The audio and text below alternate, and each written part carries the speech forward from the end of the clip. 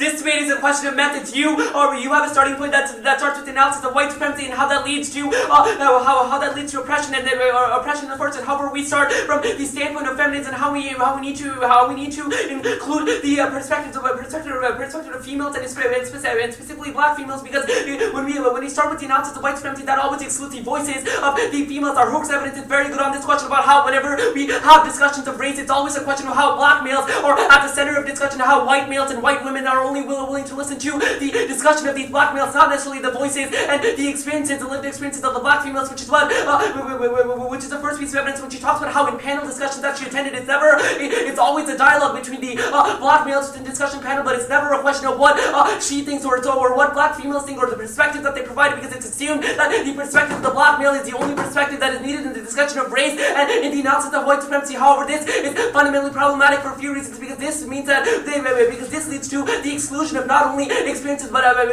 this leads to the exclusion of the experiences because the voices are never heard. But this also means that we mischaracterize the way that power exists in the first place. That when we only look at the way that the experiences of experiences and what black males have to say, then we never actually understand the way that race actually works. Not only in terms of how the 1AC describes, not only how the 1AC contextualizes the argument specifically about things like war powers and surveillance and targeted killing, but how that exists on a domestic level at the workplace, as well as at workplace in the first place. We never understand those conditions. We never understand those conditions. In our autobiography, Asada talks about how during the prison abolition movement, when she was working with white females, she felt excluded because they did not share the same experiences, which meant that the way that they went about their method was fundamentally flawed because it doesn't include the perspective of the movement. This meant that the affirmative is fundamentally fractured because of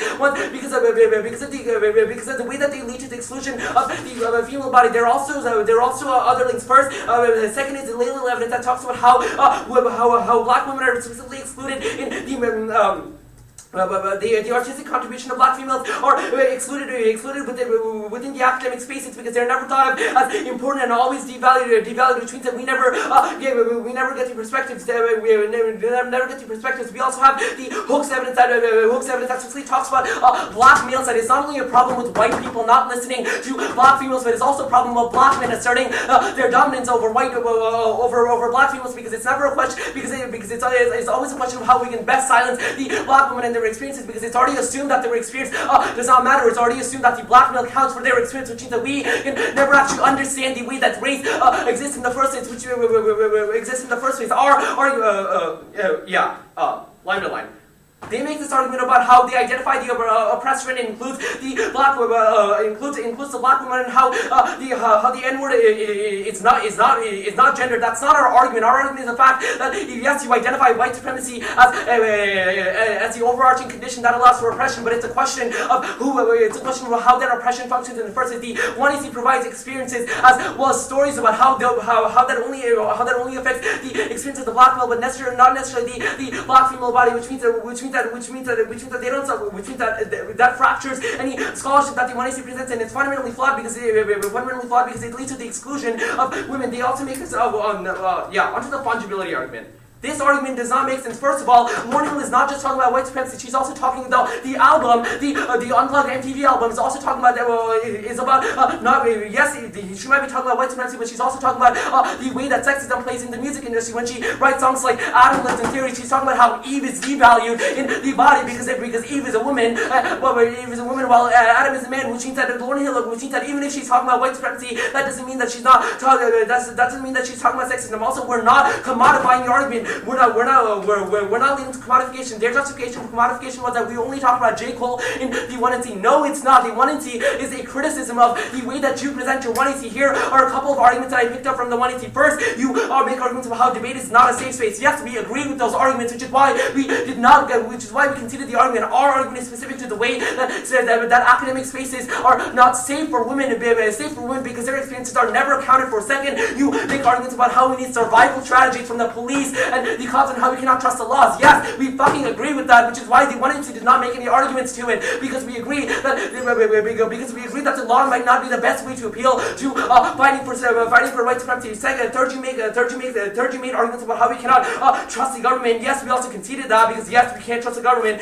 Fourth, the fourth argument is the problem that we have when you talk about how the government is only against the black boys and going out in surveillance and targeted killing. It's specific to the reference of the black male body, not necessarily the black female body, which is one of the links to the argument. But this is not a criticism. This is not a link about how you use gendered language. Rather, it's a question of how your strategy of dealing with white supremacy allows for the exclusion of female experiences, as well as the devaluation of their devaluation to the contribution of race. The fifth argument that you make about is how George and Rashid can make change and are trying to make change in the debate community, and how you want to go and coach a debate next year. Yes, we agree with that. That debate can be a safe space. However, it's not a safe space in this instance when we talk about when we have discussions about white supremacy, because they always get devalued to because they always come down to the perspectives of the white male and the black male and how they can coalesce. But it's never a question of the black female or in some instances, I guess, the white female. It's only a question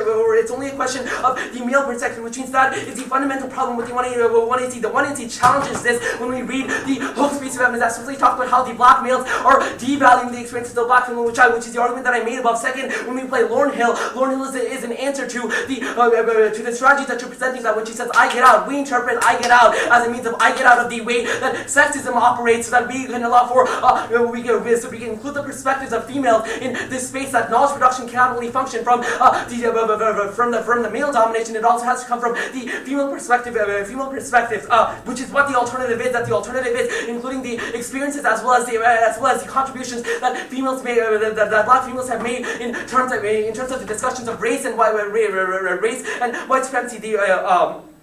Also extend the third piece of Hook's evidence that specifically talks about how we need to address patriarchy before we can actually address any questions of white supremacy, because the movements eventually get fractured if we have divisions between black men and black female, as well as men and women in general, that we can never actually challenge the overarching system. Yes, they might have made a root cause arguments about how white supremacy, how white supremacy is the root cause of feminism. This does not matter, because even Hooks assumes this. Hooks talks about how even if that is true, it's a question of how we can deal with sexism before we can deal with larger power structures of white supremacy, which means that the alternative is the best strategy for dealing with white supremacy, because we don't lead to the exclusion of females from this space. Now,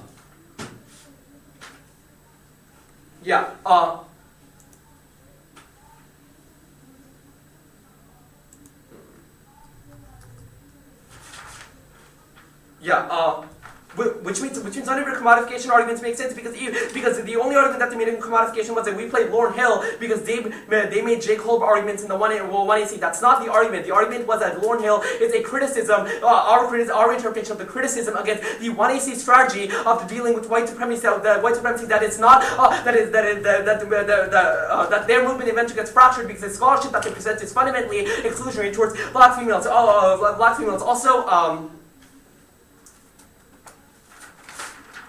Also, they make this argument that they don't prop up civil society. This is not our argument. The argument that we're making is that movements against white supremacy or power structures inevitably fail when we don't include the perspectives of like women, and specifically black women.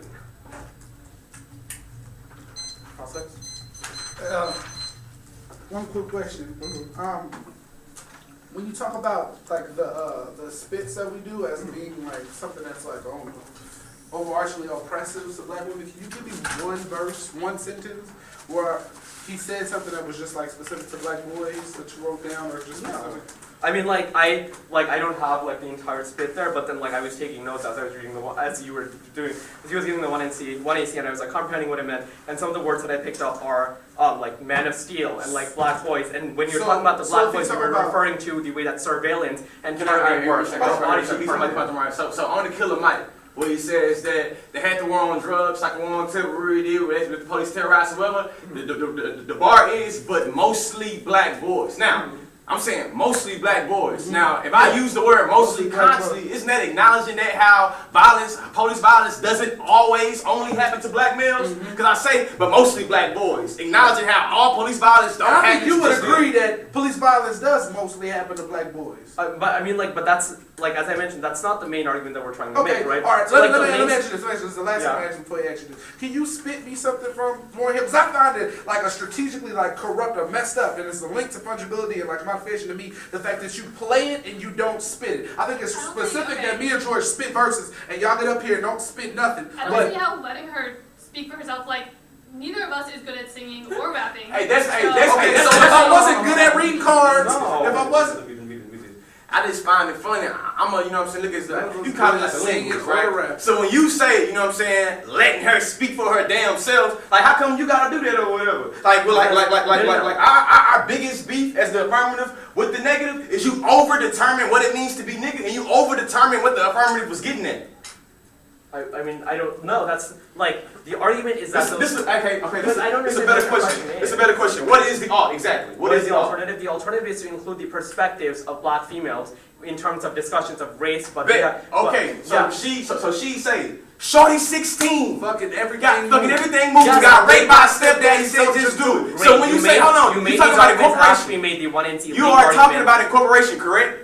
You're talking about incorporation and exclude, right? Yeah, So hold on. No, wait. So when the the two Hook's evidence also indicates how we need to discuss patriarchy at the forefront before we can discuss strategies for white supremacy, because movements will get. My last question. Yeah. My last question. See how you think about power.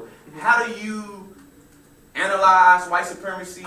How do you observe white supremacy without a integral, significant, you know what I'm saying, analysis of patriarchy? How do you detach patriarchy from white supremacy? That's our argument. That the way that the white. That's not your argument. Your argument is about sexism. Yeah, no, But- it's about. okay. It's about. It's not. It's about how you remove the For real this perspectives. time, my Our last argument is question. that- For real this time, my last question. Do any of your bell hooks evidence, the loud evidence, does it account for the nigga?